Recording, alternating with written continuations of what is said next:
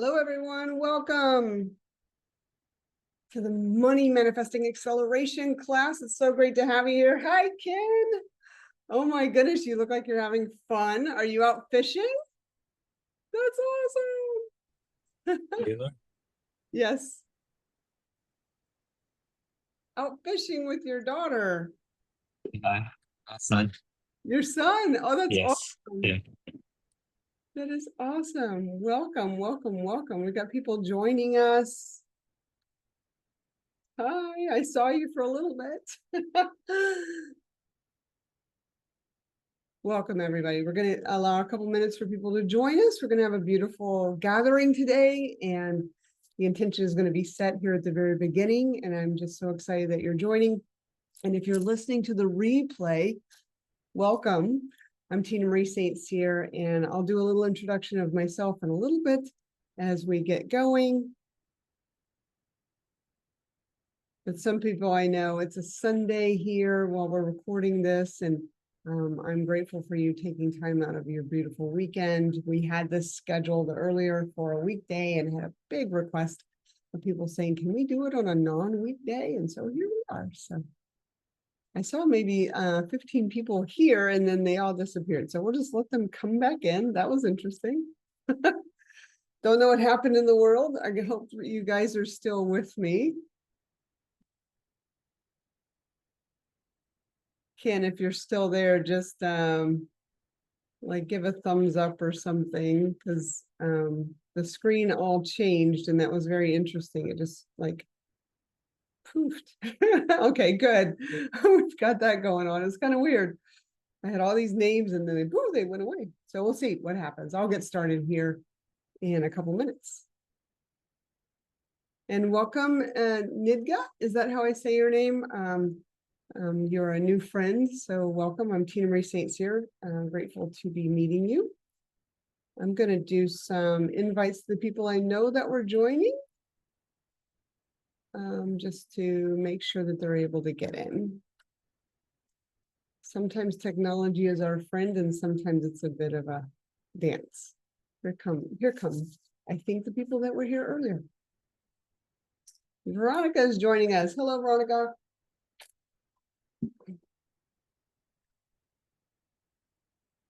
So if you're able to, one of our questions to begin while we allow people to join us is to answer, where are you joining us from in the world? Here we're on planet Earth. So where are you in the world? Drop that in the chat.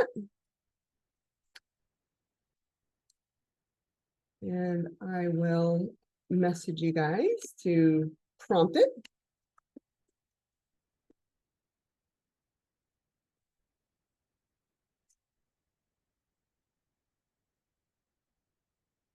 Mississippi, Louisiana. Yay, I'm from Mississippi. I'm a Mississippi girl. I was born in Philadelphia, Mississippi, right outside of Carthage. And Ken is definitely in Galveston at the moment. Mr. Texas World Traveler. I think last week you were in San Antonio. Today you're in Galveston. That's fun. Joy Business Partners. We know who that rock star is, Miss Carolina. Yeah. And so we're just in the chat saying, where are we joining from? So we can start that conversation. And then I'll start pulling up our direction for today. Hello, Mr. Michael. Type in the chat. Where are you joining us from? Even though I know where you're at. You can let everybody else know where you're joining in from, which is great. We've got a lot of people from all over.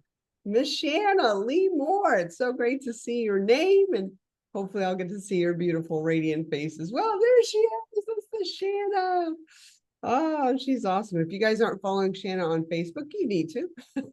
She dances and she entertains us many times. In fact, you guys can pop in your Instagram handle or your Facebook handle. Let's create some community here. Awesome. I'm going to go ahead and get us started because this 2-hour masterclass, I guarantee, is going to fly by.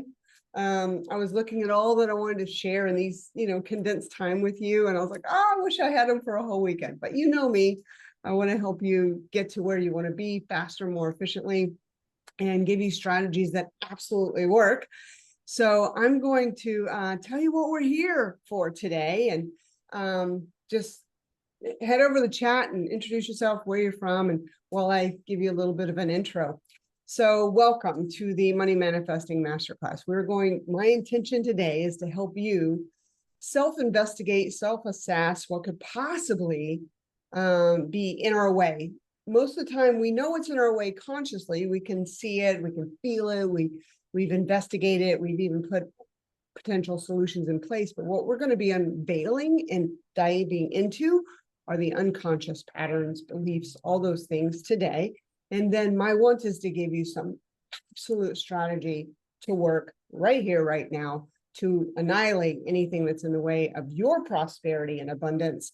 And these are things that I've used. So I am extremely honored to be with you in this space where we have a container of yes and vulnerability and desire and want. And I can guarantee everybody that gathers here is a person of increase, a person of service, a person of heart. And that's what I love about our community.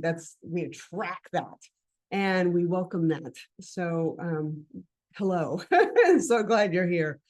We're going to be diving into the truth about money, what it is, and it's more than energy, and then your worth and your value in the world, in this creation that is called your life.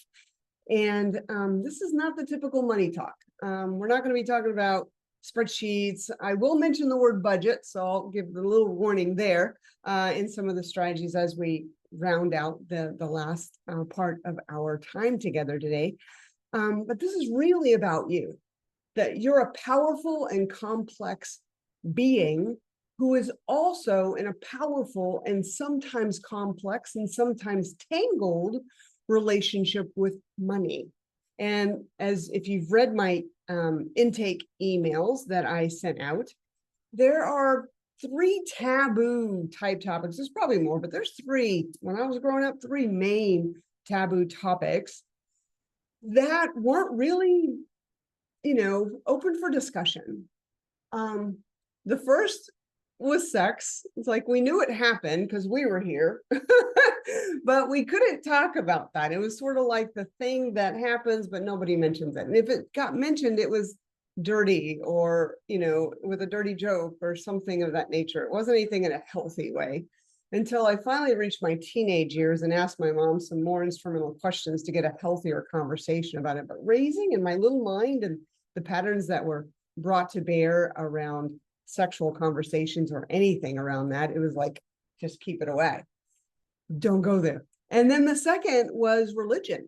I was grateful. I didn't even know how awesome it was to be raised in a neighborhood where we had an amazing diversity of religion represented just on our street of Winona in Houston, Texas, shadowed by Gulf Gate Mall if you're from the Houston area.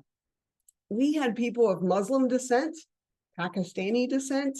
I had every color of the rainbow on our street, Asian, Black, definitely from Africa, and the beautiful dialects that were there. We had people from South America and Mexico and Canada and religions in India, and they were all represented. But it seemed as though we couldn't discuss it. We couldn't have those conversations with our friends that we had on the playground and in elementary school. And whenever the parents got together, that topic didn't get brought up. So I felt, okay, that's just something you don't bring up with people. I don't know if you're like that. Maybe you could type in it in the chat if you can resonate with this in any way. But the third taboo subject was money and finances. I knew as a family that we struggled, but I didn't know how much we struggled. I knew that my family, my parents would fight around budgets and money and spending and not having. But I didn't know how deep that wound went for them as the people that were raising me and our family and our ancestors. So I bring that up because I'm not really anything special when it comes to this. I'm grateful to have had a container and curriculum to investigate these subjects and come at it in a very healthy way. And for money, prosperous and abundant and confident around money and my want for money. And then the ability to speak about it without having my nervous system tank, right? So, yeah, I'll talk about how I was raised in a little bit more in a second, but I just wanted to give you an introduction of what we're going to be doing today. So in these 2 hours, we're going to be examining you're going to do it individually. You can share if you want. It's not, like put you on stage, get a mic, but we're going to have the ability to correspond through the chat and raise hand and ask some questions, but we're going to examine our true relationship with money. So breathe into that, because this is where we want to have breakthroughs today. If you're in for breakthroughs, raise your hand or type in the chat, yes, breakthrough here, count me in. Yes, I want this. We don't show up. I mean, we could show up just to have some, if you were bored and didn't know what you were doing on a Sunday and you're just like, oh, let's just go see what we're going to do and hang out here. This is not that kind of class. We're really going to dig deep. Then we're here to rewire these patterns right here and right now. Rewire these habits, rewire the thoughts, and it doesn't take long. It's not like you have to go sit in therapy for hours and blame or get excuses or justify or have some aha moment. We're going to have those here now, okay? I'm in for that. I know you're in for that. And then we're going to reconnect with our true desires.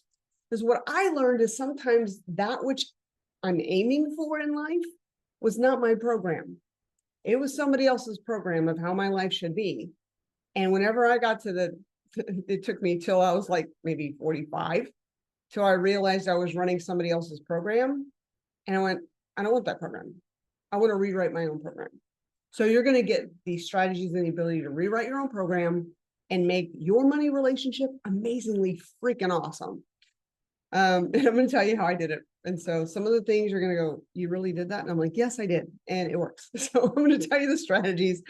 Don't judge me. Okay. It works. The stuff works. And I say it works because whenever I'm in need of money, I use these strategies and here it is. It just appears. And sometimes I forget. I'm like, oh yeah, I was struggling there for a second. I forgot. Go use the strategies, right? We can go to sleep. We can go to sleep, all of us, We know when we're supposed to eat better and sometimes we don't, right? We know when we're supposed to exercise and sometimes we don't.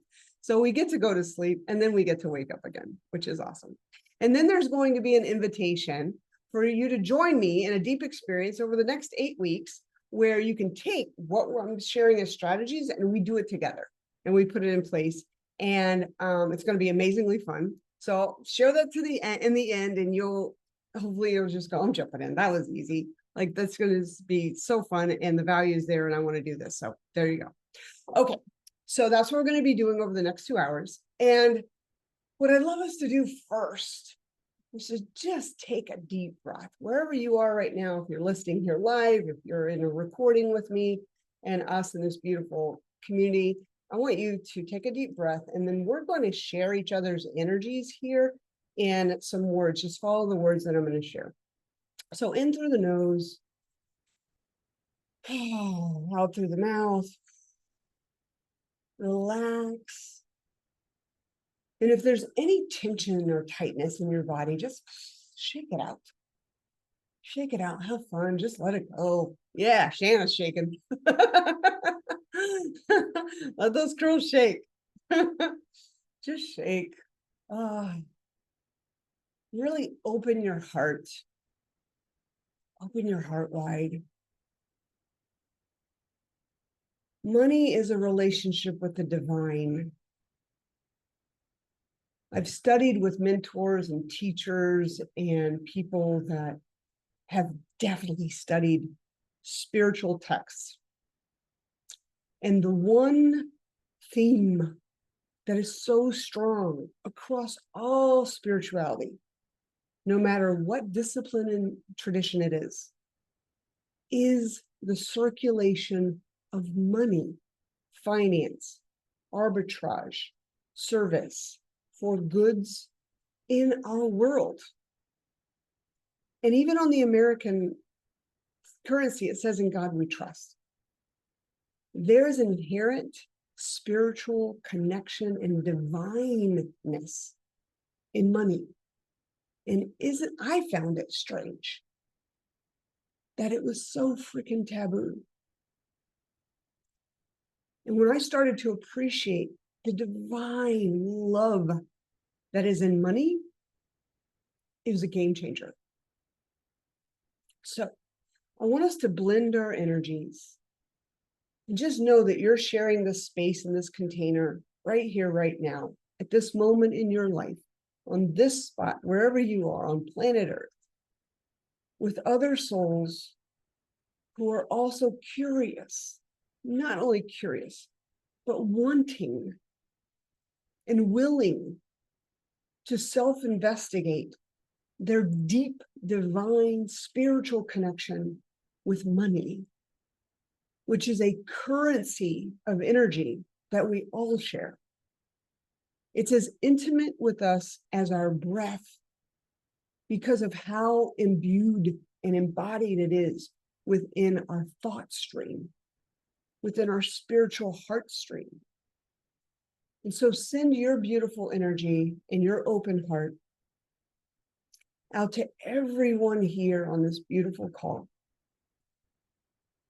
And just simply in your mind's eye, know, these are my brothers and sisters. These are my beloveds on the path.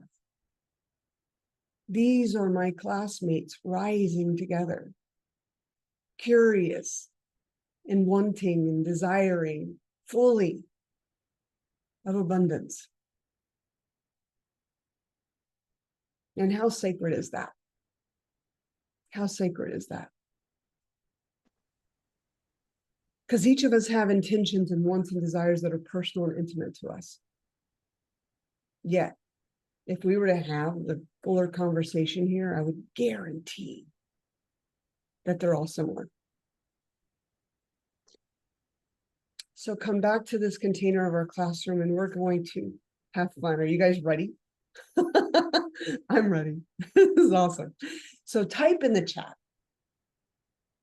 What is your biggest driver, biggest why to have an amazing amount of fulfillment? It's not an amount. It's not necessarily an amount of money that's in a bank. It's not necessarily an amount of money that's in a retirement account. It's not necessarily an amount of money that the value of our home and your assets and your cars and all that kind of stuff add to. It's not a net worth. It's what will that bring you and your family in a feeling inside of you. Just type in the chat, what feeling will that level of abundance and certainty and confidence and ownership and mastery and partnership with the truth of money bring you? What feelings would that bring you? And thank you for sharing that. I'll also share.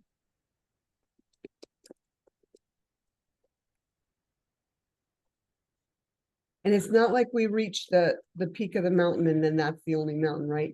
Who's ever done mountaintops? And then you get to the next one and said, oh, there's another mountaintop higher than this mountaintop, right? Life is here to grow. It wants to grow through us. It wants to have amazing fun through us. Yes, Amanda, able to help more people. Yes, Ken, it feels great. Freedom to pursue anything. Yes. Contribution to my family and the world, says Michael. Amazing fulfillment. Stability, yes. Freedom, yes. And these are personal words, but we can all resonate with them. The ability to spread joy and playing with my friends and travel the world with my beloved, yes. I mean, I'm seeing a really big theme here. The biggest why is joy. I'm on the planet to facilitate joy in all my world, yes.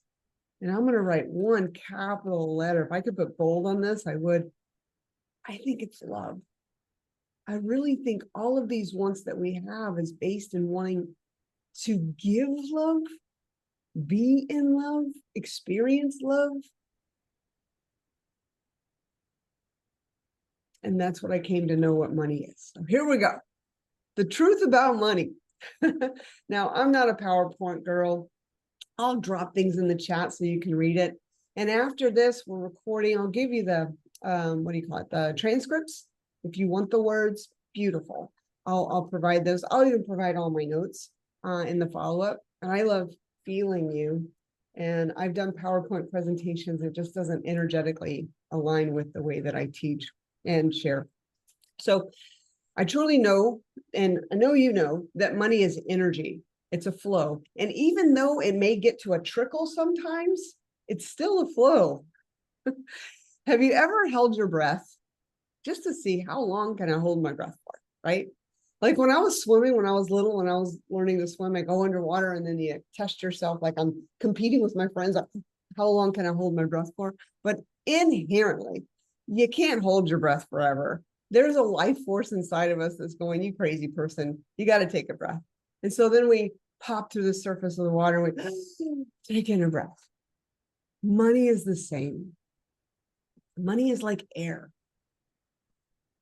Even though we may hold on to it in savings or in things that we feel like it's okay, this is like safe. There's a circulation already inside of it. It's a circulation, just like the cells in your body, the blood circulating through your body right now. It's a flow. It wants to be a flow. And so we want to honor the flow nature of money. And when we get into fear states, if you studied with me, above the line, below the line, in the below the line part of our relationship with money, it becomes fear-based. And we're going to be examining those fear statements and annihilating those today. Money in itself is that energy and that flow, and it's an intimate relationship. We were not raised, I don't know about you, but I was not raised to understand how intimate money and the flow of it and financial prosperity is with our thoughts and our beliefs and our habits. It was an unconscious thing, very unconscious, leading up until my 30s. And I just felt the struggle with money and the manipulation of money in my marital household, in my first marriage. And some of us are unconsciously using money to feel better. I worked with a client who would utilize shopping to feel better. It stimulated adrenaline, and it stimulated the feel-good serotonins. But she would guilt herself for so long for not being respectful of the money flow and then going into debt. And some of us treat money like an object, like it's a thing to have, like a drug. And if I don't have it, I feel bad. And if I have it, I feel good. As soon as we get a sale or a new client or a bonus or an increase of our salary, something viscerally changes inside of our nervous system. Those are signs that the money relationship we have is not healthy, honestly. There's a book, but I have it here near me. It's called Your Invisible Power. Look at me, and have it right here on my desk. Your Invisible Power by Genevieve Berend. And if you haven't heard of this book, it's a great book to have. I lead the study in it every now and then. But what she says in this book, she said, excitement is rich with fear. Because if we get overly excited and just overly outside of a range of healthiness, and I'll define that a little bit more, with money, then it's a drug. And so we can have joy. We want to have joy with our abundance, yet we don't also want to have this dip of a low, of this catastrophic mentality where it holds us hostage in our own life. Money doesn't want to be that for us. So some people treat money like a drug. Extreme highs, extreme lows. And some of us are high on hopium, thinking that when we manifest money, it just comes without taking the proper actions, energy-rich actions and ownership of the relationship with money and creating sustained, abundant flow and knowing how that operates. And some of us are stuck in the past of where we had it better, we had money then, or we're stuck in the future where we think, well, when that happens, then I can have this. Or we have an expectation of something coming in and we put all of our energy there going, hoping that it's going to save the day. That's a drama relationship with money where we become the victim and it's the rescuer. Again, not a healthy relationship. And some people, they will compare their money position with the finances and positions with other people. And then they can say inside their minds with an ache in their heart saying, well, what do I need to do to get that? Or why did I have it and not me? or we can form judgment. So I share this because money is simply a flow, like the energy in the socket that's powering your computer right now. It's simply an energy. It has no meaning until we give it. So we're going to be examining the meanings we give money and rewiring that in a very healthy way. And this isn't woo-woo, like faking it kind of stuff. I don't believe in faking it until you make it. I believe in making it. So we're going to be making it. I don't need to fake it. I'm going to show you going to make it, right? So there's so many facets in our relationship with money, and I want you to lean into this. I'm going to put this in our chat. I bolded things so I remember, hey, pop this into the chat. So I'm going to read it. It says, your financial current, like the energy and the electricity going through the outlets in your home, is 100% working. It is not broken. I want you to know that right here, right now, the molecules and energy force of money is absolutely working. There's nothing wrong with it. And you are safe. You are safe, and your financial experience today is in 100% right order as it needs to be right now for your acceleration of financial flow in your life to happen. I'm going to unpack that. So I was working with a client, and there were certain circumstances going on in her life that were taking her attention. So with her children, certain things in her health, they were taking her attention. They needed her attention. Absolutely. So her time and her attention and the energy flow of her mind was naturally going to help her children in this particular regard and her own health. Previous to that, or her normal, is as a career, she's a business owner, and she gives her time and attention into her clients to help the transactions of the services that she performs in the world. She's a real estate agent. And so as a real estate agent, there's certain things that happen through the day for her business to have flow. Previous to her children needing attention, she had an amazing amount of abundance in her business and was respective of that financial flow, put things in investments, had things prepaid for, things were in right order. And then the challenges and the need for her attention into her family and into her own health came into being. She had the financial flow in her bank accounts and in her investments to pivot and shift into that new attention span. Now she's at the place where she's like, the children are well. They're now on track. This season of my attention span served its purpose. My health, it's back. I'm feeling more vitalistic. I've changed some patterns and some habits for myself. And now she's like, but my business is low. What's wrong with my business? And I said, nothing has been wrong with your business. It's been there. It's a container of financial flow. Your attention was needed elsewhere. The universe is not going to deliver us more than we can handle. It knew that you were shifting your energy. As we shift the energy back, as I say here, your financial experience is 100% in right order, as it needs to be right now for the acceleration of financial flow to happen. So as she shifted back to her business, we put things back in her consciousness and her daily patterns and what she wanted. Clients started calling. The prosperity, the flow of it, like a faucet, turned back on. Not like a flood coming in, that's overwhelming. But it came in with the amount of attention, want, desire that she gave it. It was never broken. It's always listening. So we're going to start examining, where are we putting our time and attention? Deal? Is that cool? Give me a thumbs up. So first, I want to help us examine our belief systems. So when I was raised in the 70s, I'll be 56 tomorrow. It's my birthday.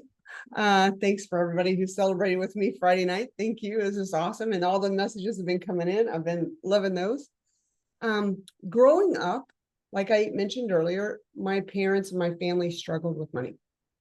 And the struggle wasn't anything they wanted us to see. So sometimes we're raised in a household where they want to protect you from the struggle, but you can feel the struggles there.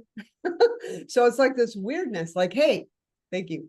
It feels like there's a struggle, feels like something's wrong, but we can't talk about it. And so that didn't bring a trust for me in financial flow. However, what I also saw was that the struggle and the downness that happened in my family, my dad, he said, I'm going to make a way. We would get up.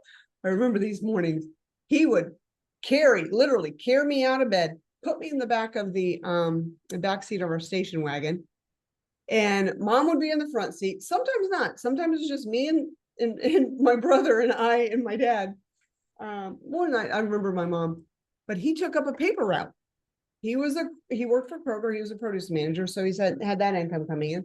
But then he took up a paper route, and I remember the smell of the rolled up papers in the back of the station wagon. My mom would get back there and hand him the paper, and he'd toss it out the window. And I remember just seeing, like, the sun wasn't even up. I just see it hit the porch lights, and he was really good at getting it on the porch. But then my mom was also the entrepreneur. She made Christmas ornaments and crafts. She'd be an Etsy queen if she were around today. She babysat. She did bookkeeping on the side. And so even though at times there was this big struggle, I saw them get busy. I saw them take action. I saw them own that there is potential for creating more. And that went into the little Tina Marie's nervous system. And so as things did get hard, my mother had some medical issues, the medical bills stacked up. I did the same thing they did. At the age of 8, I was earning my own money. I was doing chores for the older ladies here on our street. I was mowing lawns. I was walking pets. I was babysitting kids. And I started realizing that I could create my own financial prosperity. And honestly, buy the shampoo that I love, because my mom always used coupons and I didn't like the stuff she bought. I don't know if you guys were ever in that bucket, but I decided I needed some curly hair shampoo. But what was still room in the limiting beliefs, even though I saw the power of financial flow and even helped my parents not go into bankruptcy whenever I was 12, I took the money literally in a Looney Tunes metal lunchbox with Tasmanian devil in it. And I took that out and I went and gave that money to my dad. It was a lot of money. And he was able to pay bills and not have us go into bankruptcy. As we went to a bankruptcy attorney, and I remember that was the first time I realized on an elevator that the number 13 wasn't in the bank. And I was like, okay, what's that? Superstition, right? And as he left, I could just feel his energy down, and I didn't know what bankruptcy meant, but I love dictionaries in the encyclopedia. So whenever I got home, I looked it up. Oh, this is not good. That's whenever, with my dad and his head in his hands, I went and gave him my lunchbox, and I said, Dad, I want to help. Money is here for service. It's here for circulation. It's here to solve problems, not create more problems, right? At the age of 15, I learned how to invest in the stock market. It's just, the power of money is so huge whenever we dive into it. And it takes curiosity and courage to rewire ourselves. So there's 3 converging energies I want us to know about. There's 3 converging energies that will determine your money position and prosperity in the world. And this has nothing to do with the way that you were born, what background you have, what education you have. I know plenty educated people that struggle with money. And so this is where you're going to be able to examine these 3 things. I'm going to paste this into our chat too, and come out the other side. That's what my want for you is. Us. I get to use them too, right? And so I said, first, let's send honor, respect to our ancestors. and our living relatives, and all the human connections that we've ever had that have touched or influenced or shaped our internal or external money conversations, because those have gone into our nervous system, they've gone into our psyche. And everybody that's ever had anything to do with your money conversation that you're having right now and influenced that did the best they could. They did the best they could with what they had. They weren't wanting to have you know their problems or solve their problems. They were doing great things and they were taking care of us. And so, just bless all those conversations, because we're all doing the best we can until we know another way, right? So here's the triad. The three energies that are in constant circulation to create your money outflow and your money mindset. I'm going to paste these in too. First is our physical energy. In my 30s, I thought I was just struggling with money. I was in a relationship, I was in a marriage, and that person utilized money as a manipulation. We'd either have it or not. He, just shut down the bank account, stuff like that. So it was hard. And I had equated back then the ability to serve and the ability to create money or be gifted money as love. Not in that relationship. It was very painful. So one thing that I did in my 30s, and it just came out of nowhere as far as a driver, is I decided I'm going to get in the best shape of my life. I mean, I had a major six-pack. I was like weightlifter. I mean, my company that I worked for thought that I was, bodybuilding to go compete. Like, no, I'm just like, I was possessed. But as soon as I started having an amazing physical body, nutrition in my body, and the flow of energy in my body from a plant or, sustenance coming in, and water and vitality, and just the focus on my physical being, I'm sorry, excuse my French, but money, but it just started flowing. I mean, like crazy. I was closing deals that were $10 million deals with the city of New York. I mean, I remember whenever we closed that deal, I was like, this is crazy, like these amounts of zeros. There was a year where we paid the IRS just personally over $1 million in taxes. And I remember thinking, wow, that's a lot of money, but I wasn't scared of it. I was like, this is fun. How much more can I pay in taxes? Which means that a huge amount is coming into the bank account, right?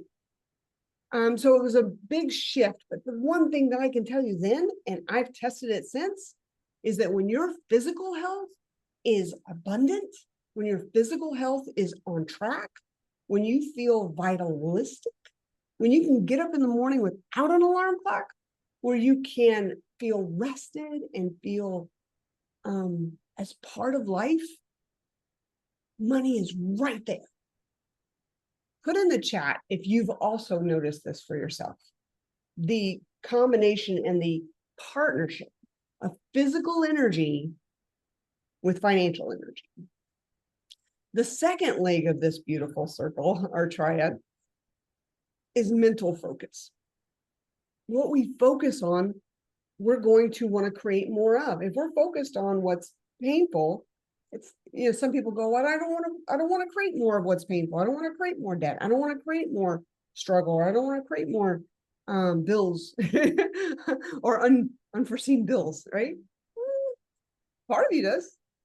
So whenever we look at our mentality, which we're about to dive into here, that is 100%. Like, it's just like so connected.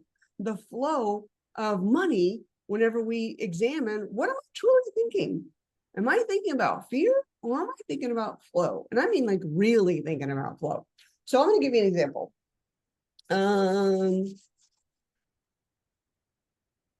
Think of something recently that you've been either at a store, or you saw online, or you heard somebody say, or maybe you got an invitation on a trip or something like that.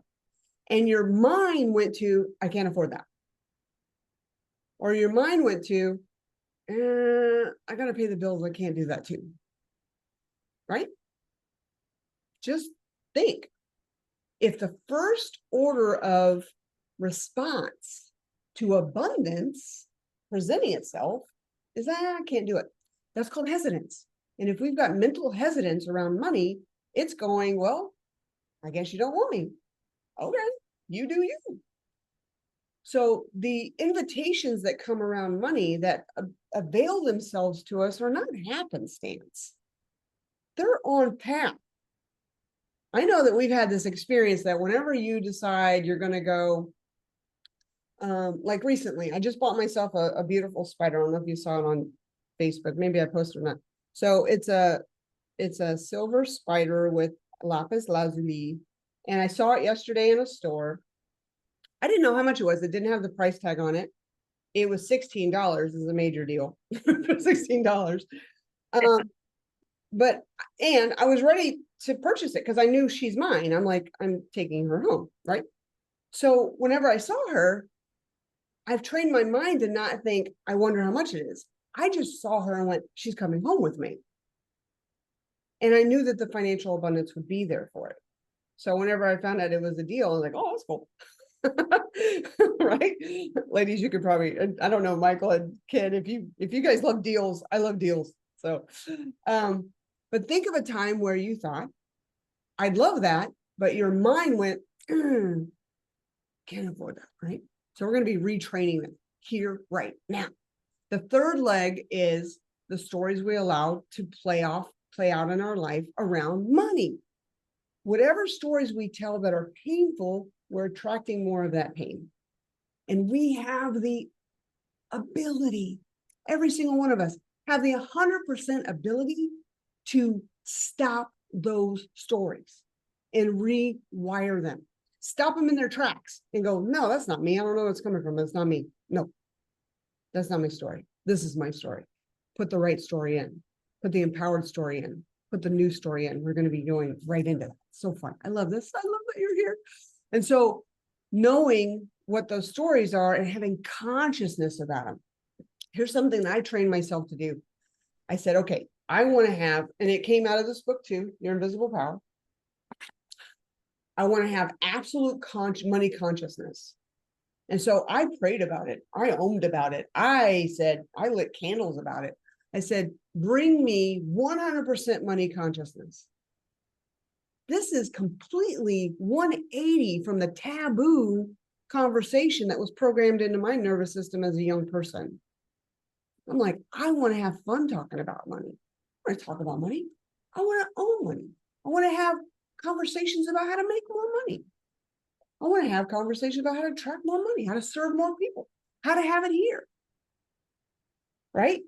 And so I asked for money consciousness. I demanded money consciousness in my life. Bring it. Now, that comes with a warning. Whenever we want money consciousness, the universe is going to go, really? Okay, I'm going to show you. It's a little painful at the beginning because we got to go tell the truth. Tell the truth about your own money consciousness, where it is right now. Fine, we're starting here. Because once we understand where we are, we can go up. No problem. But invite in. Give it to me. Give it to me. Give me the truth. It's like, I wanted to completely rewire my health. Coming out of Abolish in April, I mean, I went into Abolish having an amount of energy and knowing I was going to be on for that entire weekend. And I came out saying, okay, I'm not going to do it that way again. Because I felt struggle in my physical being. Plus, I was ostrich, head in the sand, not wanting to look at my blood markers, because I'd had some news about my liver and my blood markers earlier in the year. And I went, no, I'm producing Abolish. I got to keep going, keep going, keep going. I came out of Abolish going, okay, woman, you've got to look at this. You can't avoid this anymore. I could, but I told myself I wasn't. As soon as I emerged out of Abolish, it's been game on. This year I've lost 20 pounds. Since Abolish, I've lost 16. Thank you. Congratulations. Thanks, Shannon. Whenever you see me again, you're going to go, girl. Right? But why I share that is because I had to measure. You measure what goes in here. If you want to own your life and your health, you measure everything that's going in your mouth and know what it is. take the blood markers. In the next 2 weeks, I get all my blood redone so I can see what's happening internally, so I can then make the informed decisions and shift. Your money is the same way. We need to measure. We need to know where it is, where it's not, what's going on. No more ostrich, no more head in the sand, no more avoiding, no more high on hopium, no more guessing, no more thinking it is. We need numbers. Because if you want to improve, you become a scientist of money and go in with passion and aliveness, just like you would with a relationship. You're wanting to know everything about your beloved. Well, hello. Today, you can make money your beloved. And it is not a taboo conversation anymore. It's an empowered conversation that is completely delightful, magical, fun. And so if money were a person in your life right now, if money were a person and it's an intimate relationship that you have with money, I'm going to ask you a couple things here. We're going to do this piece by piece. Putting it in the chat. If money were a person in your life and it's an intimate relationship, not like a friend, an intimate, like, well, you can ask yourself, what kind of relationship is it first? Because we do have a certain relationship with money and it's usually not a healthy one. The truth is, your money relationship is extremely intimate. It's not a number. It's not a bank statement. It's not a credit card statement. It's a living, breathing circulation in your life. And if we're not treating it like that, it's not going to treat you like it wants a relationship with you either. And here's another investigative. In fact, this is coming in your workbook, the money magnetism workbook that comes right after this. All this stuff is in the workbook for you. Why is it doing that? This is another question, is how do you treat money? Like I said earlier, is it an object that needs to meet your needs? If money were an intimate partnership, what does money want from me? Have you ever asked yourself that question? What does money want from me? In order to be in my life, what is money asking for me to do for it? Because usually we just think of money as an object that we either have or don't have. It's like a thing. You know, I either have this pen or I don't have this pen. Money is an energy flow. It's an intimate relationship, just like your breath. And it wants your attention. It wants your respect. Do you feel guilty with how you've treated money? Have you been afraid that money is going to leave? That's codependence. That's not a very healthy relationship. I've been in relationships that were painful and I don't want to create those anymore. They're sucking. And this next section is, does money feel, how's it feel around me? Does it feel trusted and appreciated? Do you say thank you? Anytime there's a flow of money into my life, I go, thank you. Yeah, let's do this. It is a thank you letter, a thank you. You know, this is fun. I'm so glad you're here. What are we doing together? What are you asking for me? Where am I supposed to be stepping up? The whole reason Abolish came back online after 3 years of not being is because money said, you got to do Abolish. Come on, you got to step up. You've been hiding out. Get out there. And I said, okay, let's do it. Let's go have some fun. And what unspoken beliefs do you have about money? So we're going to dive into that. Oh, here's a practice. So this, I'm going to give you a heads up of what's coming in your workbook. This is kind of fun. This is in chat. It says, you're going to write a love letter to money. You could also break up with your old patterns.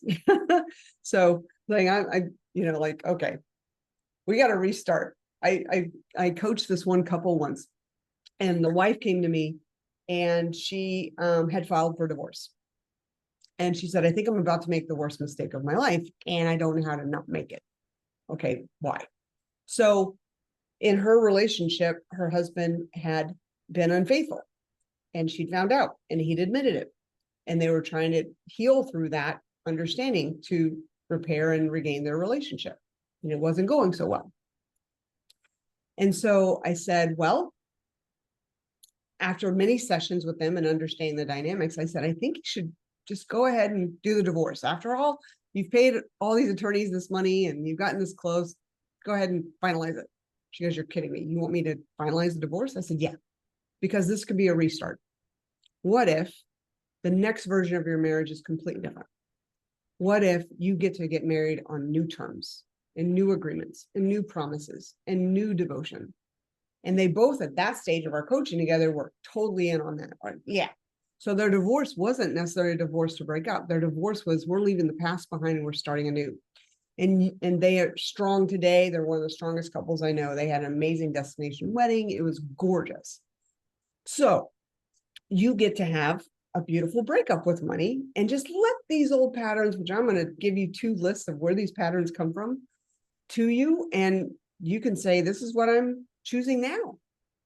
And then you can have a new love letter to your beloved. Is this new stuff for you guys? Let me know in the chat if this is something that's resonating, if it's something that you're taking things away from right now. Just give me some touch points in the chat.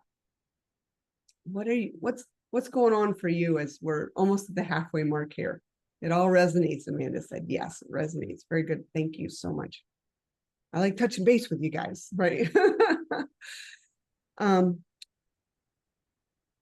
so we want to heal this relationship. Now, I would, on your calendar, thank you. Yes, I would put on your calendar. Let's take a pause. And I want you to put on your calendar, and it could be today, but sometime this week, before Friday, okay, before the weekend, I want you to look on your calendar and I want you to choose an hour period of time that you're going to block and say, this hour, I'm going to complete the workbook that Tina Marie's giving me. And I'm divorced and starting over. And I'm going to dive into my relationship with money and write my love letter. I'm going to write my love letter. So let's look at our calendars. This is everybody here. I always say, if it's not on your calendar or in your checkbook, which digital checkbooks nowadays, a commitment for money going in or out. If it's not on your calendar or in your checkbook, then it isn't committed. So you got to put it on your calendar, just like a date. So let's put a date. I'm going to do it. I'm going to put a date. My date is going to be tomorrow morning at 8 a.m. Put in the chat what date you're putting. What's your money date? Your date with money, when is it? Money date. Tomorrow, mine is at 8 a.m., baby. We're going to have coffee together. Michael said Wednesday, 23rd. What time, Michael? We got to have time on the calendar. Boop, you got to make an appointment. Make an appointment. I put it on my calendar. Yeah, there you go. Thursday, the new moon, The new moon. Yay. And 5 o'clock. if you guys are Mercury retrograde stuff, the truth about retrograde is communication. Retrograde is all about communication and honest, heartfelt communication. Where people struggle is where they're not being honest and courageous in their conversations. And that's where they have a Mercury retrograde that feels disruptive. Whenever you go into courage and communication, this is the container where you can be heartfelt, soulfelt, and really own this period of time. It's cathartic. Yay. Thanks for putting that on. Okay, so we're going to go into the conversation. So if you already know these things, type in the chat, what are some painful beliefs that you have grown up with around money? Mine was, I don't even like voicing it because it was like, that's so not true. However, I was taught, I'm going to say this out loud, but it's not true for me anymore. I was taught you need a man to take care of you. And boy, did that really disturb me. Because I was like, first, I don't really know that I want a man. Okay, hold on a second. I mean, it messed up with my psyche and my brain so much. So what are some of the beliefs or painful stories that you were exposed to that you grew up with? And Nidga says, you're just like your daddy. You're not happy until you're broke. Oh, I'm so sorry. Ouch. Yeah, that would be painful. We're just going to annihilate that one. And what I want us to do is to get to the place where we can literally, and it's not laugh at them, but just laugh that there was a season of our life that had these. You know, even if we were little, there's so many that are in our consciousness as a being type in those painful stories. Here's a couple, and maybe these resonate with you. These are a couple that most people have. Money doesn't grow on trees. Yeah. We can't afford that. That was for us. You have to work hard for every dollar. I had, if you don't save it, then it's just going to go away. So what are some of the ones? It's limited, scarce, never enough, hard to get. Yes, hard to get, keep, makes people cold-hearted, right? It changes people, right? I had that one too. Like once you reach this attainment of this wealth, then you're going to be a person that nobody likes. I'm like, well, why would I want that? Right? My story was that life was more difficult with more money. Exactly. These are the old painful stories. We get to shift them. And then so I'm about to shift into the shifting, right? We're going to dig into one more thing that causes a lot of pain. I know it was a fear state for me growing up, and I saw how it was painful for my parents, but this is a 4-letter word. So who could guess? What would you say? I have to bust your ass or you never have anything, right? Who's ever heard the easy come, easy go? Right? That was like, it comes and then it goes. I was like, well, what the hell am I busting my ass for to get this if it's easy come, easy go? Like, Jesus, like, it wasn't good, right? We're going to shake this stuff off, but I'm going to talk about a 4-letter word first. And so the 4-letter word, what do you think the 4-letter word that deals with money that begins with a D could possibly be? What would be a 4-letter word that starts with a D? Type it in. Yes. Thank you. Yes, it's that word. And the other thing, you have to have jobs you hate to get money. Oh, yeah, you got to trade your soul for money, right? Like, damn it. You got to just take it. You just gotta put up with it, woman. Just get over yourself, right? You want to have a lifestyle, you have to sacrifice. I remember that. You have to sacrifice to have this. Like, no wonder we've got so many hangups around money. Okay, let's rewire the D word first, and then we're going to rewire our entire money consciousness. So the D word, it is, oh my God, it's such a struggle in our lives. Like, I want a house, but that means debt. Then I'm a mortgage. Then the bank owns me. And if I don't have a good credit score, I can't get the house I want. Oh my God, interest rates, like all this stuff, right? It's like, it's a dance. It's a painful dance. It's like you're dancing with somebody that's just stepping on your feet every time you move. So let's start by rewiring the debt conversation. So this is what most people were taught about the D word. And it's that if you carry debt or carry the fear of falling into it, that means somewhere you're broken. Something's wrong with you. It meant that it was an embarrassment. It was a shame. And the truth is, debt is another form of circulation. Debt isn't a character flaw. It's a condition. It's not a permanent identity to us. It's just a season. And when we go into debt, and I don't even like going into debt. It's like going into the black. When we utilize the circulation of money in a borrowing sense, which came in like ancient civilizations, we would barter. Like, I'm going to owe you this when my harvest comes in because you're giving me this in this season. Different farmers and service providers would have different seasons where their crops or their things would be abundant. And so one crop was great in the spring. So you get that. And so when the fall crop, you go pay them back in the fall crop. It was bartering. It was a circulation. It was honor. It was, I'm going to keep good on my word. It was, I'm going to be a trustworthy part of my community because we all support each other. Well, here in the United States, in the banking situation, like it or not, that comes with interest, right? Yes, integrity, Shanna. And so if we have the abundance, which many people have the ability to start funds, they can help people, they can allow people to borrow from them and they can charge an interest rate for that money.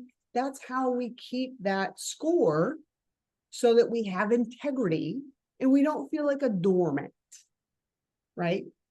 So with debt, the big 4-letter D word, if instead we just saw it as a beautiful 4-letter word, which is flow, it's I'm going to utilize this to provide for my family, for, someone else. I'm providing. And then I'm going to go structure ways to harvest money and flow through my products and services to pay back that borrowing. We simply borrowed. But when we start putting it in as debt and we start putting it on our backs like it's an embarrassment or a shame or a burden, then of course it feels like it's energy draining, right? So if you have debt, part of, one of the things I'm going to give you in strategies is we want to just know where it is. Where is it? What are the terms? Understand the payments, tally it all. And I'm also going to give you some strategies to just simply repay what you borrowed. One of the things that becomes a struggle is how we term things, how we language things. Get out of debt means that somehow we're in prison. Well, you borrowed it. So instead of get out of debt, pay back what you borrowed. I'm just paying back what I borrowed with the terms that the person agreed to. Because I was a trustworthy person, i.e. credit score, right? I'm looking at my notes. So I really want you to take that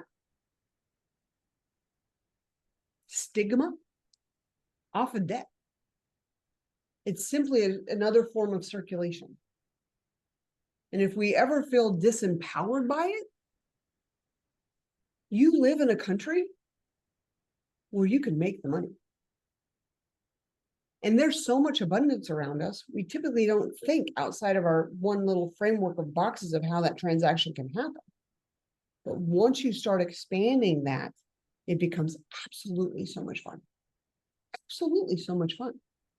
And I work with a lot of business owners who are literally stuck in a box of how much money they think they can make. And whenever I help them, it's kind of fun. Whenever I give them, there's systems, I'm going to tell you what I do. When I give them the system and what to do, and it's a game, they're like, oh, okay, I'm going to win this game. Like, they start making $60,000 months, whereas before it was like 20 or 30, $80,000 months. They go from having, $200,000 years to $600,000 years to $1.2 million years.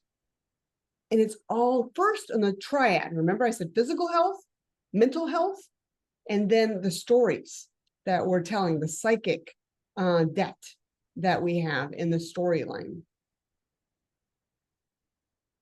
So the triad was the stories that you tell yourself, the mental focus of where you're putting your energy, and the third is that physical.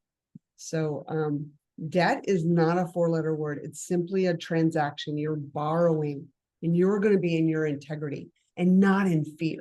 This is in flow because you're a trustworthy participant in the economy of the world.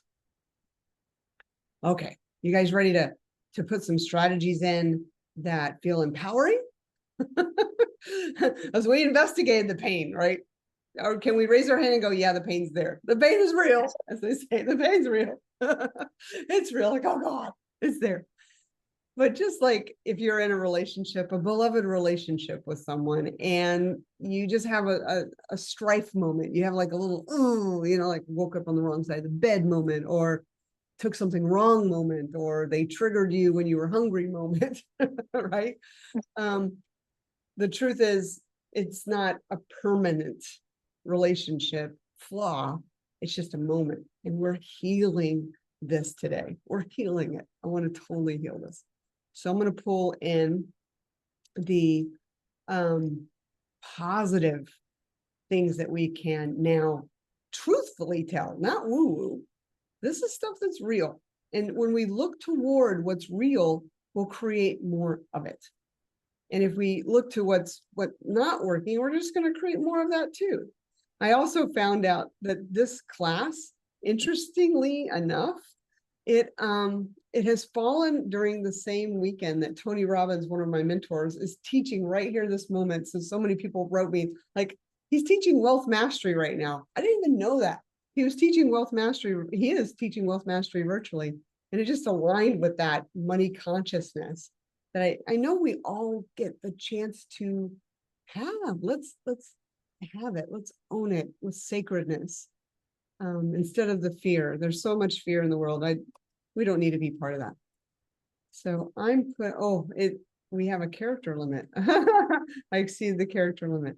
I'm going to give you the first 20, and then we're going to go to the next section of these. Oh, okay. I still am on a character limit. We'll give you the first 15. Okay. So we're going to investigate these. Read them and pick one that you love. And I'm going to go grab the others. Read through those in the chat of the ones that resonate with you, that you say, hey, I want to own this. This feels better. This feels better. And I'm going to do this.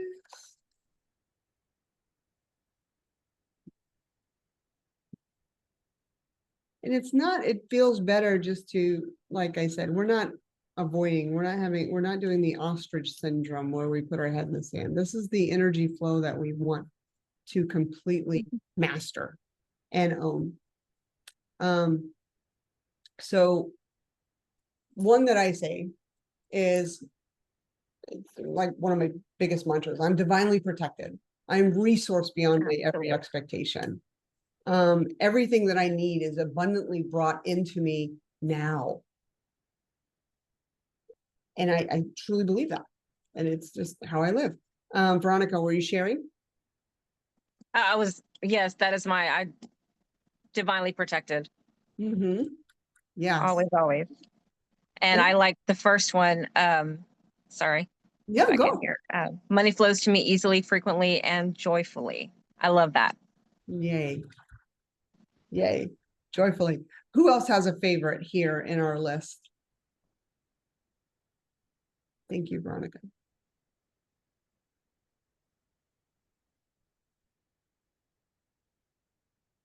I had a poster. You know, you make the posters. Why can't I think about that? What is it called? Vision board. Thank you. I had a vision board. It's probably in this office. That said, my divine romance. And my divine romance was the romance of the universe, abundantly providing for me and me abiding by and providing for it. And so it was like this breath, the exchange of air and breath and love in. And so my entire board was about the exchange of this divine nature that's always working. And my biggest section, and it was interesting to see what people said. It was very interesting, because one of our strategies will be rewiring your circle of friends. Because the circle of friends then was like, wow, you look money hungry. And I was like, I said, that's an interesting perspective that you see through yourself. Money magnet. Yeah, magnetism, baby. I find a penny in the parking lot and I do a little happy dance. I do. I'm like, ask Jackie. I see it. I'm like, oh, this is cool.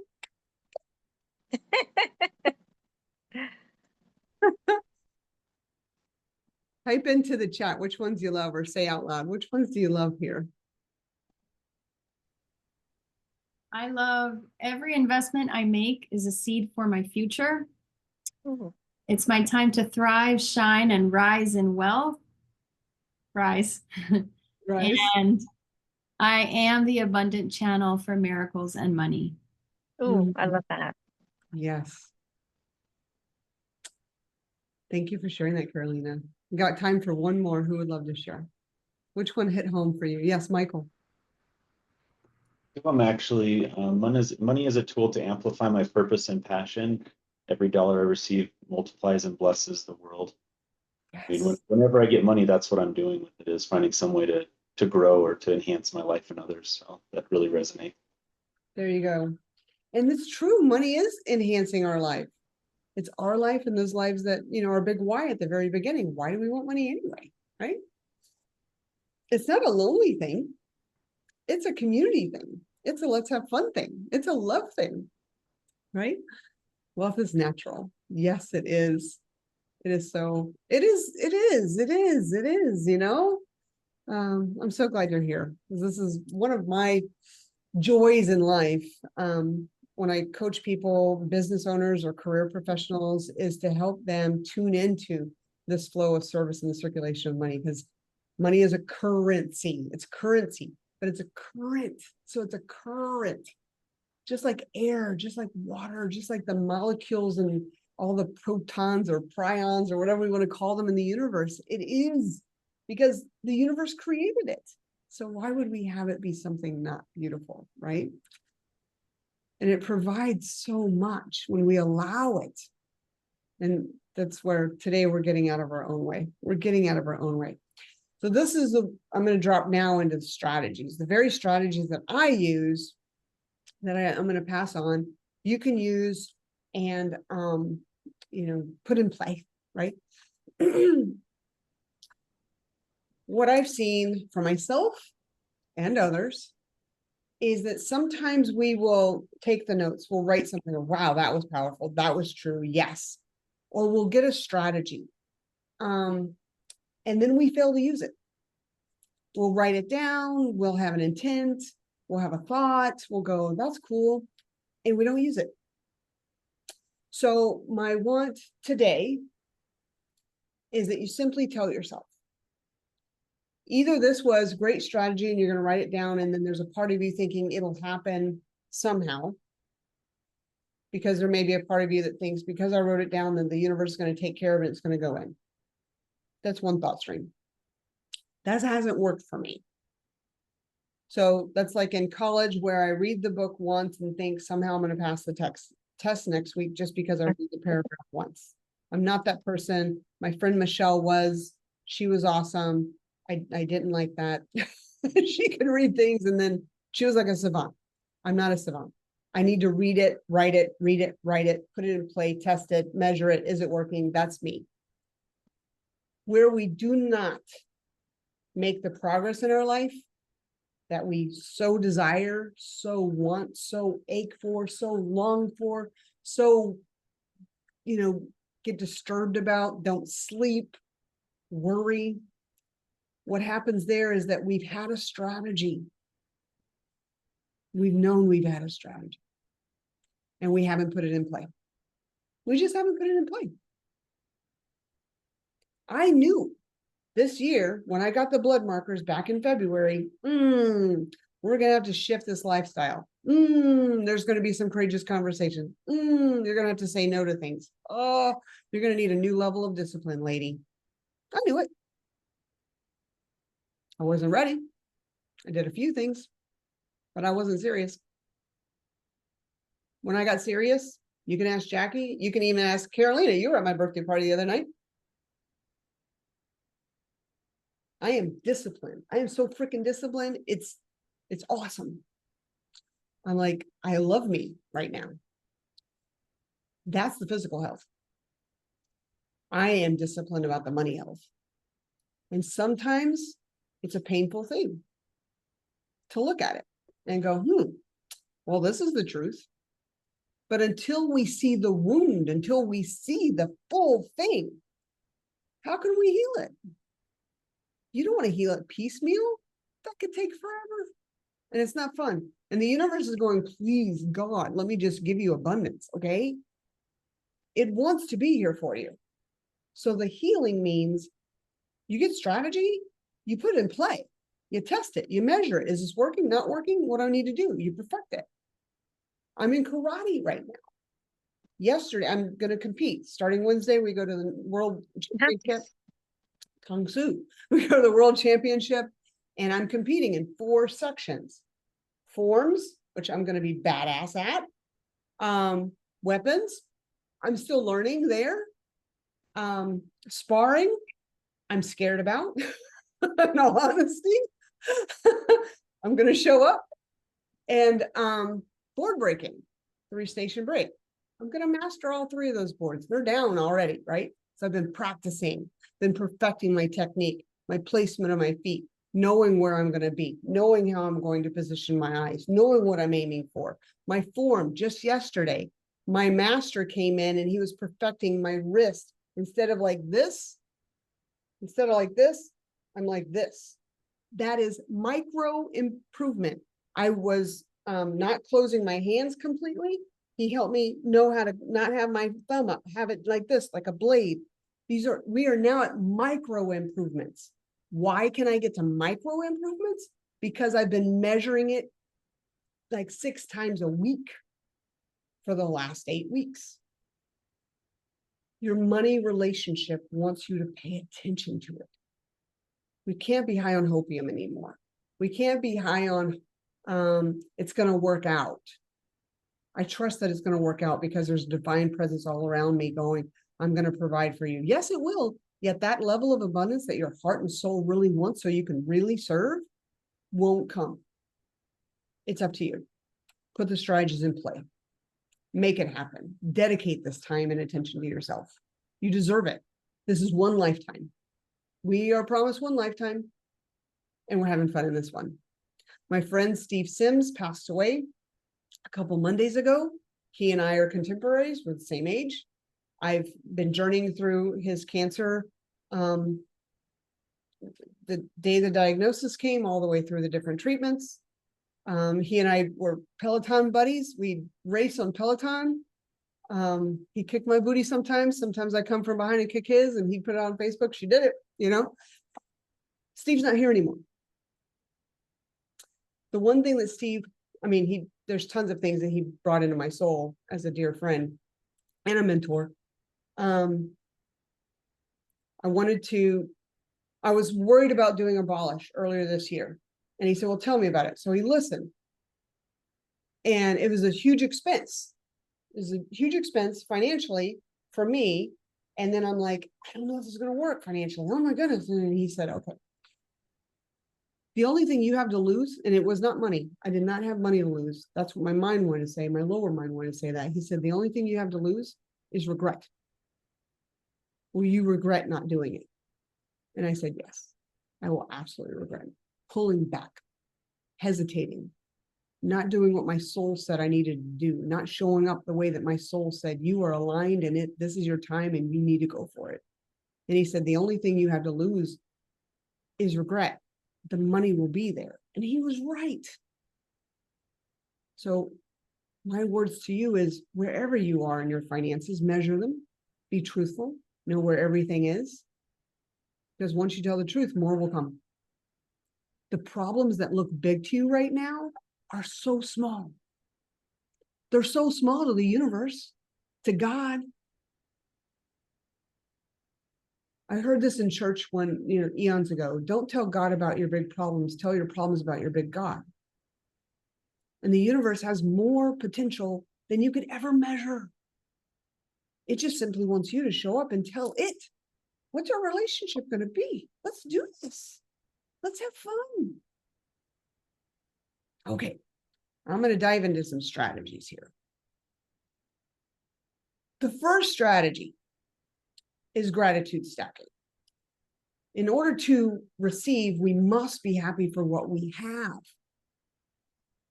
Usually, whenever we're in fear about money, I'm going to paste these in here. When we start the fear story around money, we look at what we don't have, or we don't have enough of, or we look to the future of what's going to be required, and we go, oh, that looks bigger than what I have now. Have you ever walked into a room where, imagine it's a conference, and imagine you're walking into a room and there's probably like 300 people there. Have you ever walked in that room and wondered, is there enough air here for all of us? No. Have you? I don't know. Anybody? Yet we do that with money. We do that with money. We objectify it. We look at what is, and we think that's it. If you are in a beloved relationship with your dearest beloved, and you think, wow, I could really use a hug today. But then you think, wow, I've already gotten 10 hugs this week, so I can't possibly have another hug. I think I need to ration that hug to next week when I get more payments of hugs allotted to me. No. Money's the same way. It wants to give you abundance. You're rationing it. You're putting chains on it. It's like a wild stallion that just wants to run, and you've got it bridled. Okay? So the first thing is gratitude stacking. What I love to do is literally in the morning, and I think I've done some videos on this, where I just take like I'm reaching for whatever it is that I'm so appreciative of. I'm appreciative of you right now. So let's do some gratitude stacking together. So just close your eyes and think of something that you are so grateful for right now, and reach out in front of you and take that gently and pull it right into your heart. And think of another thing that you are so grateful for and pull it right into your heart. And reach for another thing that you are so grateful for. Maybe it's your home, maybe it's your mind, maybe it's your health, maybe it's your beloveds, maybe it's your kids. And pull it right into your heart. Feel that. Just think of how grateful you are for them, for it, for this. And take one more, go grab it, and pull it gently into your heart. Breathe into that. And think to yourself, I am so blessed. I have so much. I am so blessed. I have so much. That's gratitude stacking. You can open your eyes again. Starting your day with gratitude stacking and breathing into that absolute abundance that you truly have in your life. We have so many blessings. It heals the blockages and it heals the lower mind that's wanting to create the fear. We want to start with what is working before we'd ever think of what problems or challenges we have to find creativity to meet with.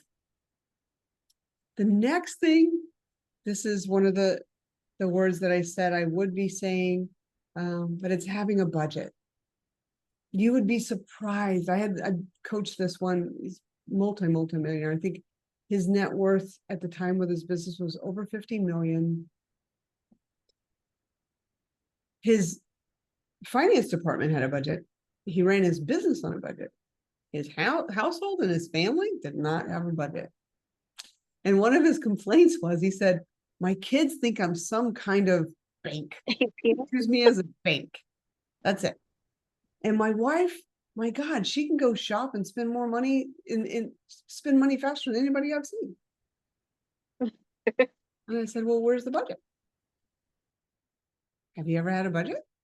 And he goes, oh, no, that'd be impossible. Really? In order to change your relationship with money, you need to know what is, where it is, what are the terms, what's going in and out, and what days. Sometimes people think that the month that they have is just a container of a month. It isn't. It's a container of 30 to 28, 30, 31 days. That flow happens differently each day. Know your flow. You can manage your flow. If the flow doesn't work, call the people that have want for money and say, hey, can I renegotiate this? And call the people that bring money in or how the money comes into you and renegotiate that. Be truthful about your money flow and don't feel like you're a victim to it or powerless over it. Participate with it. Participate with it. The next is intention. We must know what we want, what flow we would love, and what is it going to serve? Have clear, definable direction for the money flow. Luckily, when we breathe in the oxygen into our bodies know what to do with that oxygen.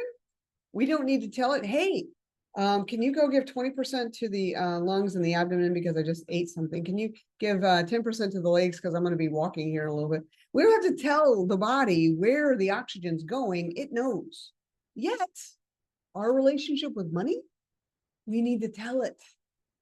This is what I need, and this is the time frame that I need it in. This is what I want. And it's not, again, high on hopium, because the other side of that equation is getting creative and knowing what we're going to be doing to generate that money and bring that money in and how it's going to go into those containers. Again, this isn't high on hopium. This is intentional. This next one, this is where I get a little woo-woo.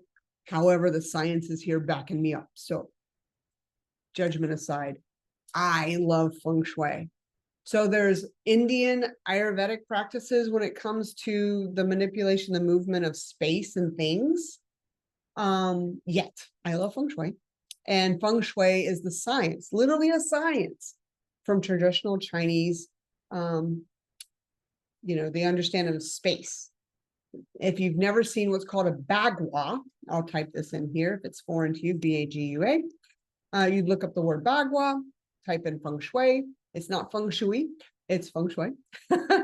And there is a science to the space and the proportionality of things in your house, and on your desk, in your office, even in your car. And there are financial centers in the bagua. And in that financial center, you can create magic. I like to use the word magic. The truth is there's a science to things in the space of things. And so at my house, if you ever visit, you'll see water fountains with the water flowing toward the most used door. That's the money coming in. You'll see fresh plants on our front door. I sweep the front porch and the sidewalk. I allow money to come in. You'll see crystals every now and then. If you look under the sink, you'll see a red tape around our pipes that creates financial flow so that the flow doesn't go out.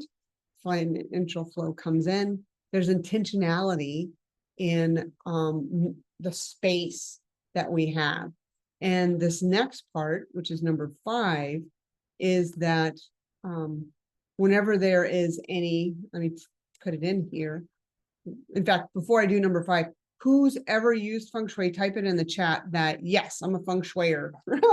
Just go, yes. Yes, feng shui. I want to see who else is our feng shui loves here.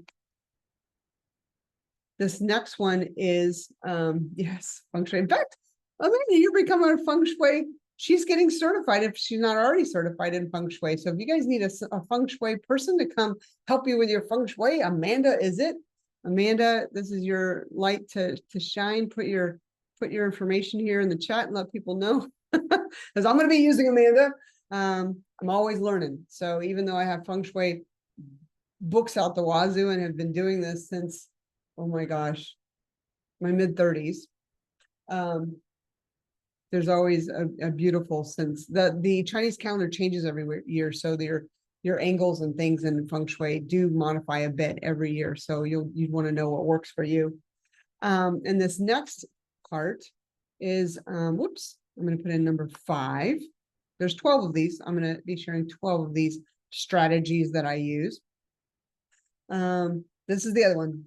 And right now I'm in a decluttering. So, whoa, can clutter just like happen, right? Clutter happens. Clutter's real. And so where there is clutter and blockages, it's not intentional. It's not, there's one of my words that I love is impeccable. So impeccable is not perfect. Impeccable is intentional. So it means that I'm intentional about where things go. There's a book, what's it called? Atomic Habits. I'm just pouring into you guys. Hopefully you love this. Atomic Habits is a book that really set me on a new perspective of the intentionality of space. Even though I knew it, he gave some really great strategies in that book. And one that I use, maybe to Jackie's not liking every time, but I set the room whenever I'm leaving a room. So if we're leaving the living room, I set the room, meaning the blankets get folded, it goes back where it goes. The remote goes in a certain space. If there's anything as far as dishes or something, they go and they get cleaned, they get put in the dishwasher. If we had a candle lit, I blow out the candle, put the top on, I put it in a candle cabinet. We have candle cabinet. And so I set the room. I set the room when we leave it. I set the room for the evening for kitchen, and I'll set the room for the dining table. I set the room whenever I get up in the morning, I make the bed and make sure everything's put away. If there's laundry, the laundry basket that's going to be folded is on top of the dryer. It's not sitting in the bedroom somewhere hoping that it's going to get attention. So I set the room, and I'm responsible for, there's 2 sinks in our bathroom. I'm responsible for mine. So I set the space around my sink every day, multiple times a day. I set the intention, and that is my way of being honoring of the space and the clutter, and I declutter. Jackie asked me to go to bed last night because I was cleaning my closet last night. I found the gown that I'm going to wear at the Tongsu Awards banquet on Saturday night, and that just took me into my closet and the recesses that I hadn't touched in a while. I'm like, oh God, I got to get rid of some things. And so I was in there decluttering. She's like, what's this pile? I said, it's going to Goodwill tomorrow. And she's like, oh my God, can we go to bed? But setting the room, and that's something that I learned inside of Atomic Habits. So look inside your life right now and see, it's not like you have to go perfection drama on, oh my God, I got to clean all the clutter. No, the way that I do this is I'll take a lined notepad and I simply walk around my house or my car or my office, and I go, okay, this area needs attention. And if it's clutter, I'm like, it's going to get attention to declutter. And I just list it. I list all the little areas that need attention.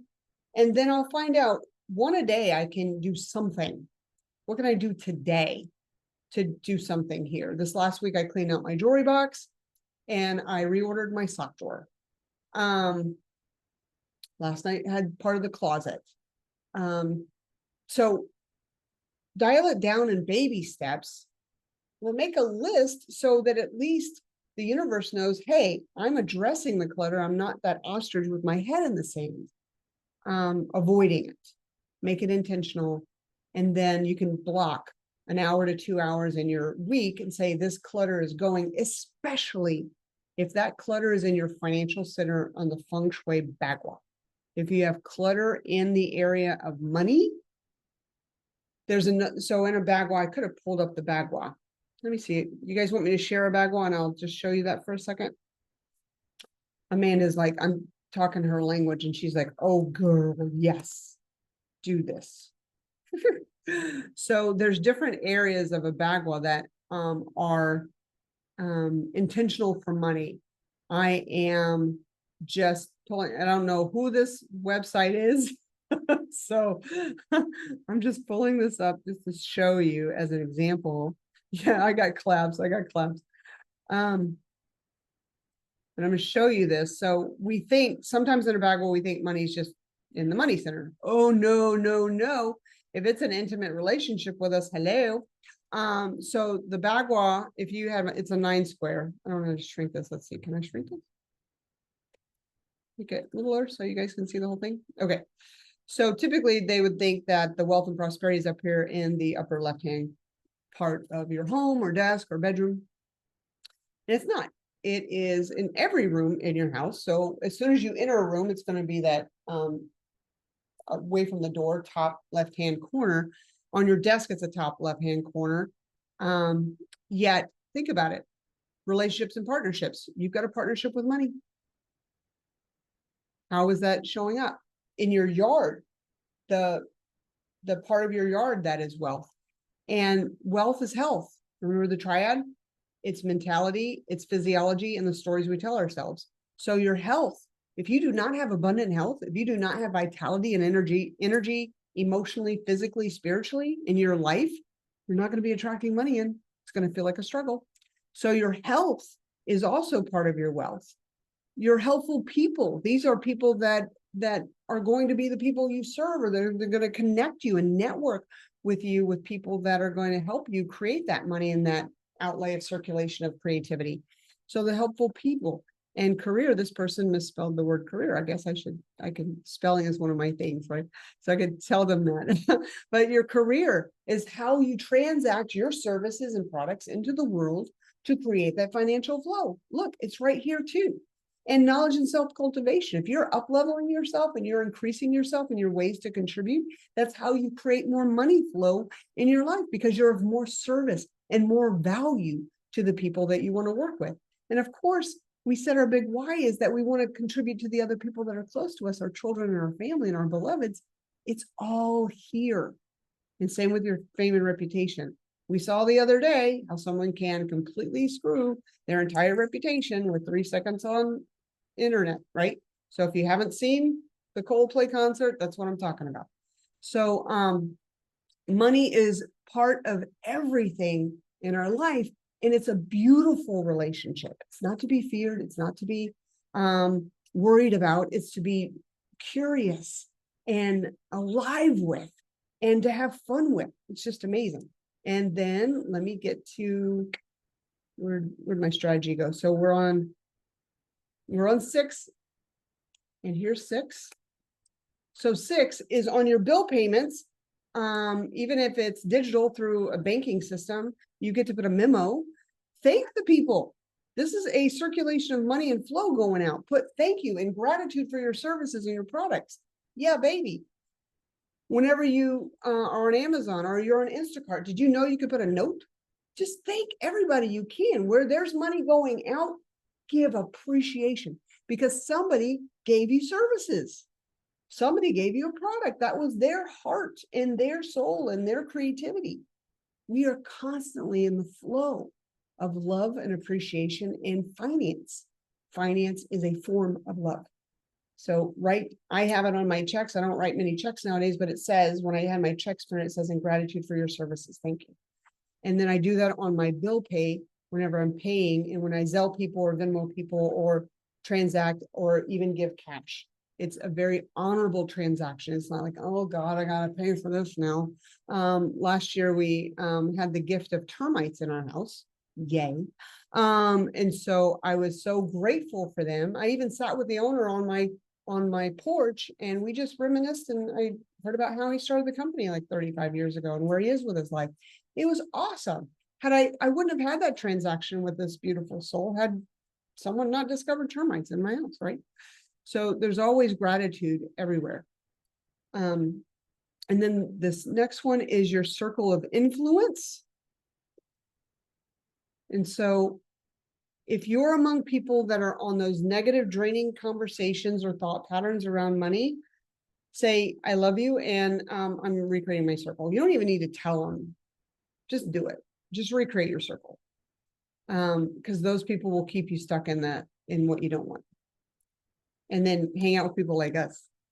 And then own your own thoughts. When those thoughts come in of the struggle or the, oh my God. So last night, Jackie and I were shopping for a shirt. She wants a shirt to go to this dinner that's happening on Saturday night.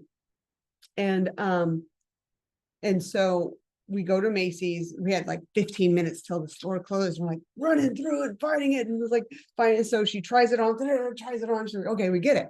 we didn't look at the price tag. We went to the cashier, like, oh, here, like we're getting across the finish line with a shirt, like, check this out. And it was $198 for one shirt. And we're like, whoa. And so she thought it was, and it was like, I thought it was maybe 108. And then I'm like, oh, I think that's a 9. And so she's like, wow, is that really the price of this shirt? And she goes, yeah. And we're like, oh, okay, no, that's a little bit much for that shirt. Okay. And so we're like, thank you so much. And so then we ran out of Macy's and we're like, oh, where are we going to find this shirt? We don't give up, right?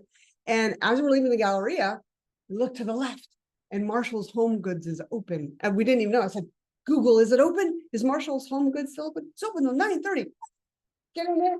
We went and got it. And I didn't know this, but she had visualized a purple shirt. And we didn't find a purple shirt at Macy's. We found a blue shirt. And she was really happy about it. She's like, it's a blue shirt.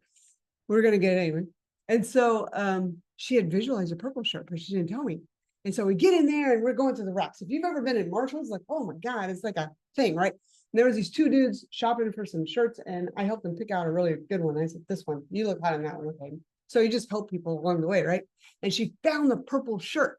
She found it. It's like the last, like they were calling 5 minutes till the cashier was closed. I'm like, oh my God, the shirt's here. I feel it. It's here. Just kept looking. One purple shirt. She's like, it's a purple shirt. And I'm like, oh, that's an awesome color. And she goes, I manifest a purple shirt. Pull it off. What size is it? It's her size. $18, baby. They're like, yeah. So it's like open. Whenever those constructive thoughts come in, I say the word open. That's my word. I'm like open, just so I can open the mind, right? You can also say allow, but find your buzzword that annihilates those negative thoughts. Is that cool? You guys in? Yay. Okay, I'm going to rush through these other ones because I've got 20 minutes with you and I want to tell you about what a next step could be for all of us. Okay, so number 9 is know what do you serve? Money's an exchange. And you need to find joy and fun and adventure and abundance in this. Please, if you're in a place where your circulation of money right now is of a painful state, you get the choice to make that a springboard into your next, or you get the choice to go in, I'm going to go in with gratitude and I'm going to have fun with this. I'm going to stop being the person with the thumb in my mouth, kicking the dirt like all the other people. I'm telling a new story. You get to own your story. This is your consciousness in your life. If you are in pain, get out of it. If you could shift it and stay in the circumstances you're in, it's your perspective. Just own it. And the next thing, number 10, is tithing. Tithe 10%. Even if you have $1 to your name, give a dime away. And so spiritual food. Who gives you spiritual food in your life? Who makes you a better person? Who gave you a blessing that you didn't expect? And it was amazing. And it was right timing, right order. Where is grace shown upon you? And you want to go give to that, right? You have an internal calling of where that tithing needs to go now. Follow your calling. Maybe it's a great cause that you support. I support Feeding for America. Every month I'm giving them money, and a 10% of every coaching package that we sell goes to Feeding America. And then this next one, I love this one. This was me. This is that weirdo thing that I told you I'm going to share that I do. I get real money. Where's my purse? My purse is in, oh man, I was going to show you guys. Jackie's not on here, so she can't go give me my purse. Okay, so I count money. I love money. I love the smell of money. I had to get over the thought that so many people have touched money. But I thought, okay, it's circulated and now it's on my plate. I love it. This is so good. And we're getting away from touching money. We're getting away from the physical money into digital money and now cryptocurrency. I don't even know how I can touch that. But whenever you touch money, when you smell money, when you hold money, it's such a different energy because it's like actually holding your beloved. You're with it, right? It's not some kind of ghost, right? You're with it. So go get, my magic number is 3. I love keeping, I have $300 in my wallet right now. And some of them are 20s. Get $100 bills, put it in your wallet in a sacred place and keep them there. You'll feel rich. You'll feel like you have. Trust me, there's been times where my bank account More's going out than's coming in. But then I think, I got the money in my wallet. I'm good. I'm good. But keep money near you, just like you want to hug it. And then number 12, aim for building more streams of income. This is meant to blow up any lack thoughts of not being able to produce more than you have. That means you're a victim and you're a prisoner to money. This is getting creative of how can I create money in my life? Where is it? Where is the abundance? How can I bring it in? And it has you start stepping up in a whole new way in this new relationship. A homework item I give my couples is to have them write to each other. So one person would write, this is how I feel loved. When you do this, I feel loved. When you do this, whenever you say this, whenever I see this, these are the ways I feel loved. For me, fresh flowers in my house. I love candles. I love soaps. There's certain things that I just feel loved in. Whenever there's a bath drawn for me when I come home, whenever there's a hot tea, like I'm just on the couch reading a book or working, and Jackie brings me a hot tea of one of my hot teas that I love. So we write how I feel loved. We write each other the list of how I feel loved and beloved by you, right? Money wants to know, how do you feel loved? So you're going to be writing money a letter. This is how I feel loved. Oh my God, whenever this happens, oh, I feel so loved. And really have it resonate with your soul. This is truth. This isn't some kind of exaggerated, like, I mean, you'll know when you're writing it and is absolutely true for you, let it be true. Let it be something that you would truly, when it happens and it occurs, you go, that's money loving me. That's money. That's my relationship with money being sacred and loving me. Thank you. Thank you. Cool? Okay. So this is the offer I have. So I want to dance with you guys some more. So many of you have already been to Abolish Your Saboteur. So I just wanted to let you know that, yes, it's so fun. At Abolish Your Saboteur, I help you heal all wounds and all obstacles in your life. And it's the big ones that are coming that are on you, right? So if you haven't yet signed up to play on team, which many of you had, come play on team because you get Abolish at a whole new level behind the scenes and you get me directly with you. The next is if you haven't attended Abolish, please attend Abolish. I guess let me drop the little link in here. That would be good, Tina Marie. To get the ultra early bird pricing right now, and it's $195. And that ticket, you can read on that page. It's for Friday night, Saturday, and Sunday. And I could wait till people, you could just tell me everything you've gotten from Abolish, but trust me, you can look at the testimonials on that page. And I've been doing this for eons. And so I have a birthday tomorrow, so I guess I'm eon old. I'd love to see you in Abolish. That's one way to just completely rewire. The next is I am hosting a guide right now. This is my want, is that we go into the money magnetism mastery together, and it will be 8 sessions, and they will be live with me to do those 12 things. So the 12 things that I just shared in the chat and that you're going to get in the workbook. Because it's great to have strategy. It's great to have the intelligence and the wisdom. Yet, thank you so much, Carolina. If you don't put it in play and you don't execute, you can't win. It's like staying at the starting line in a race and everybody's taken off and you're just still in the starting blocks going, not ready yet. So if you're ready and you say, I want to put these things in play, I want to completely shift my money relationship, then that, did I put the link? Yeah, I put the link in. It's that second link, and that's the checkout. And it's only $4.95 for the 8 weeks with me and a different level mastery workbook to master your money mindset and really shift and see that flow come in. And we get to have these conversations in a group format, but then I also have a one-on-one with you to go into the intimate conversation, what's really going on for you right now with the money relationship in your life, And where is it touching? All those other areas to help you see how absolutely sacred this is. And we're going to shift that. So you get a session with me, you get the 8 calls with the group, and that will be, so people go, what time of day is that going to be? It's going to be Tuesdays, not this week. I can send you the dates because I'm going to Washington, DC. It's going to start in August, and it is Tuesdays from noon to 1 Central.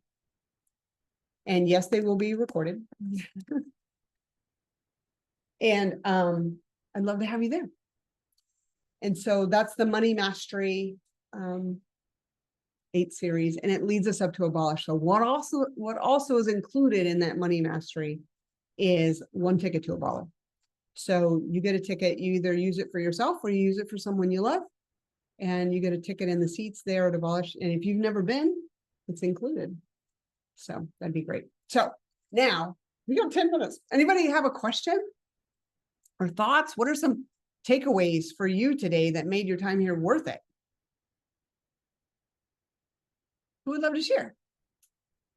I see people looking at their notes like, okay, where do I go? What are some takeaways that made your time here absolutely worth it today? Would love to hear from you. Yes, Carolina. So I have 2 things. One is a little taboo. I've heard that money and I'll just say orgasms are connected, or like sexual energies connected. So I don't know if you touched on that during the 8 weeks, but is there something there as well? Oh, yes, that's an energy flow.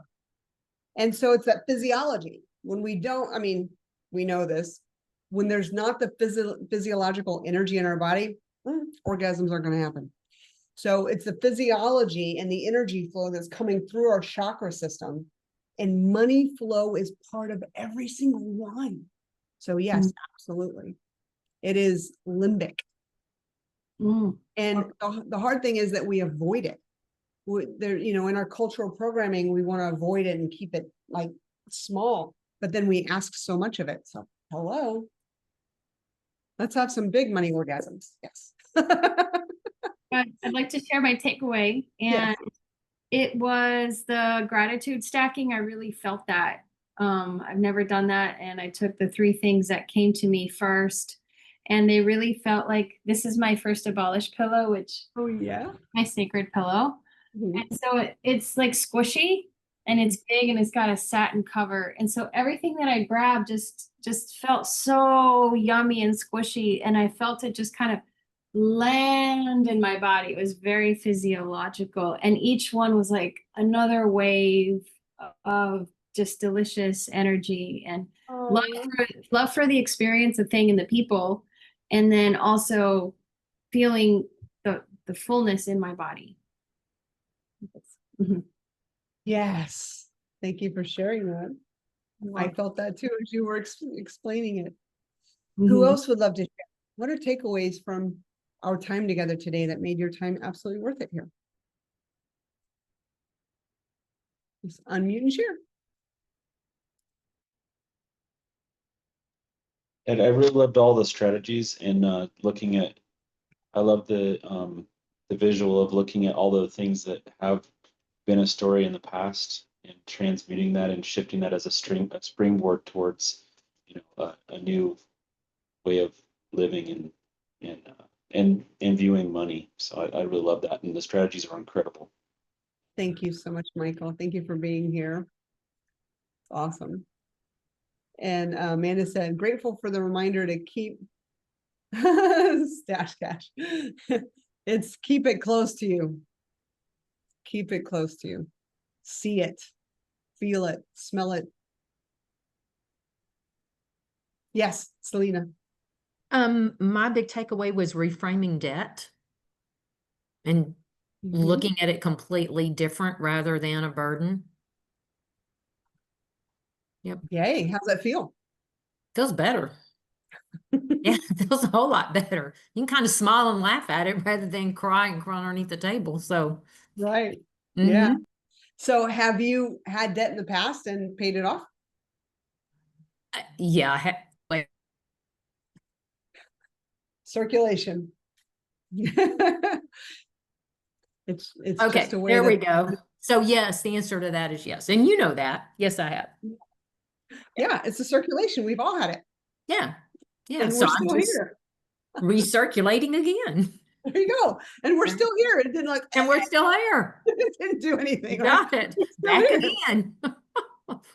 There you go. That's awesome. Thank you so much, Selena. So I wanted to share one other thing. I had someone ring my doorbell while we were on the call. Yes. Who was I reached out to help me negotiate with my current company. That's not. Let's just put it this way: they're not being reasonable right now. So she's there. Yeah. She's someone that's there to support me in I don't know how to put it, like making my, helping me renegotiate my relationship with my employer. I'll put it that way. Good. So I was like, she literally rang the doorbell while I'm on the call. So that was incredible. That's a sign, right? Yeah. And money only has the meaning that we give it. It's simply a flow. It's simply an energy source. And our mind gets to tell the story we want to own. And you get to shift it that fast. So fear will come in, worry will come in, but then meet it with an alternative, meet it with a solution, meet it with an openness, meet it with a yay. Okay, now what's possible? Because there's always something possible on the other side. Yay. I'm so glad you guys were here with me today and participating in this wonderful call. I'm glad it was a sacred day, also a Sunday. And then it's the eve of my birthday. So thanks for sharing this time with me. How beautiful. Does anybody have one more takeaway? I don't want to leave you out if you have something. I was just going to say thanks again for calling this meeting today, Tina Marie. Happy early birthday. Thank you, Being Amanda. a firm believer, being a survivor of homelessness, born into it, and working with individuals experiencing homelessness, I am fully persuaded that provision is always there. So even when it looks like money is down and it's kind of tight, there's always going to somehow, some way, the universe is going to provide. So there's always enough. There is. Absolutely. Amen. Yes. And Veronica, you unmuted? I was just going to say thank you for this meeting as well, because I desperately needed it. I am in that mindset that I was just crashing desperately, and I really, really want to get out of it. So I'm grateful for this meeting, this group of people, these familiar faces, and this love. Well, we're here for you. Thank you. Love you all. You're welcome. And thank you to everyone who's watching the replay. Stay close to the fire. Here for you, and there'll be more. So hopefully you get to join me on those calls, and we'll take it to the next level. And if I don't see you on team at Abolish, I hope to see you in the seats at Abolish. I know, Veronica, you said you were going to do that as a birthday present to yourself last time. So we'll see if we get you in the seats in October. Love you all. Have a great rest of your Sunday. I'm going to go change into a karate uniform and go break some boards. Kick ass. Bye. Love you. Bye, everyone. Bye. Bye-bye.